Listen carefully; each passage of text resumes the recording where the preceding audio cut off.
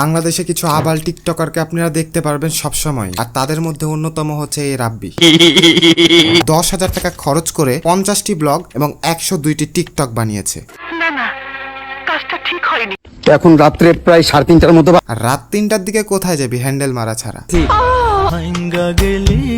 দেখেন, এদের মতো প্রকৃত আবালদেরকে মিউজিক ভিডিও বানান অথবা কন্টেন্ট ক্রিয়েশন করেন। এদের মতো টিকটকার দেখলেই যেখানে পাবেন সেখানে থাপড়ায় দুটা গাল লাল করে দিবেন।